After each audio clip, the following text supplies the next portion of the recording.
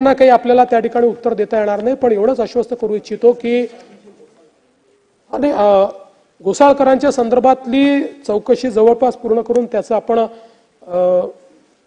जे आरोपपत्र आहे ते दाखल केलेलं आहे आणि त्याच्यामध्ये जो संबंधित व्यक्ती आहे त्यांनीच ते केल्याचे सगळे पुरावे म्हणजे ज्याने तो फेसबुक लाईव्ह केला त्याचे सगळे पुरावे आपल्याला मिळालेले आहेत। आता त्याच्यामध्ये हे साहजिक आहे की कुटुंबाला क्लोजर हवं असतं, त्यामुळे कुटुंबाला असं वाटतं की याच्यात अजून काही आहे का, तर म्हणूनच मी पोलिसांना सांगितलं की जरी आपण त्या संदर्भात काय म्हणतात त्याला चार्जशीट दाखल केली असली तरी देखील तुम्ही चौकशी बंद करू नका, याचे काही अजून अँगल सापडतात का ते आपण बघा, तशा प्रकारचं अँगल काही असतील तर ते बघणं आमचं चाललेलं आहे। एक मुद्दा अजून या ठिकाणी मला असं वाटतं नानाभाऊ आपण बसल्या बसल्या रोहित पवारांनी मांडला की सीपी वेगळं बोलले आणि मी असं बिलकुल नाही। सीपींनी हे सांगितलं की हे प्री प्लॅन होतं की नाही या संदर्भात आम्ही चौकशी करतो आहोत, या संदर्भात आम्ही त्याची माहिती घेतो आहोत, अजून आम्ही अंतिम निष्कर्षाला आलेलो नाही नागपूरच्या प्रकरणात। त्यामुळे सीपी वेगळं बोलले मी वेगळं, सीपी जे ब्रीफ करतात तेच इथे आपण बोलत असतो, काय फार आपण वेगळं बोलत नाही, त्यांच्याचकडनं आपल्याकडे ब्रीफिंग येतो। आणि मी पुन्हा सांगतो नागपूरच्या प्रकरणामध्ये ज्यांनी पोलिसांवर हल्ला केलेला आहे त्यांना कबरीतने खोदून काढू, सोडणार नाही। बाकी सगळ्या गोष्टी क्षम्य आहेत पण पोलिसांवर हल्ला हा क्षम्य नाही, त्यामुळे त्यांच्यावर जी स्ट्रिक्टेस्ट कारवाई आहे ती कारवाई करून विविक्षित वेळेमध्ये त्यांच्यावर ही सगळी कारवाई केली जाईल। पण आता नागपूर शांत आहे, नागपूर तसं शांततेकरताच प्रसिद्ध आहे। 1992 नंतर नागपुरात आणून घेऊ नंतर मांडा।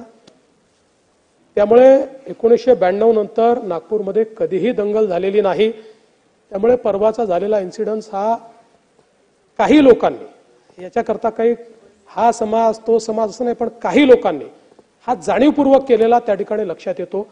कारण जसं त्या ठिकाणी औरंगजेबाची कबर जाळली गेली आणि त्याच्यावर कुठली आयात लिहिलेली नव्हती, कुठलीच नाही, त्याचं नीट आम्ही व्हेरिफिकेशन केलं, त्याला मॅग्निफाय करूनही व्हेरिफिकेशन केलं, पण जाणीवपूर्वक आयाती जाळल्या अशा प्रकारचे त्या ठिकाणी मेसेजेस फिरवण्यात आले आणि त्यातून अशा प्रकारची घटना पुढची जी काही आहे ती घडलेली आहे। आणि म्हणून अशा प्रकारे जे लोक सामाजिक स्वास्थ्य बिघडवतात, जाणीवपूर्वक अशा प्रकारच्या अफवा पसरवतात त्यांनाही दोषी धरण्यात येईल आणि त्याची कारवाई झालेली आहे, काही लोकांना पकडलेलं देखील आहे।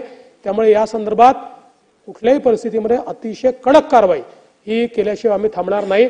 मी पुन्हा एकदा सभागृहाला या निमित्ताने आश्वस्त करू इच्छितो की कायदा आणि सुव्यवस्थेच्या निमित्ताने निश्चितपणे अनेक चॅलेंजेस आपल्या समोर आहेत, पण राज्य सरकार ते चॅलेंजेसला सामोरं जाऊन त्यातनं राज्यातल्या जनतेला चांगल्यात चांगलं कायदा आणि सुव्यवस्थेची परिस्थिती कशी असेल राखता येईल असा प्रयत्न राज्य सरकार निश्चितपणे करते।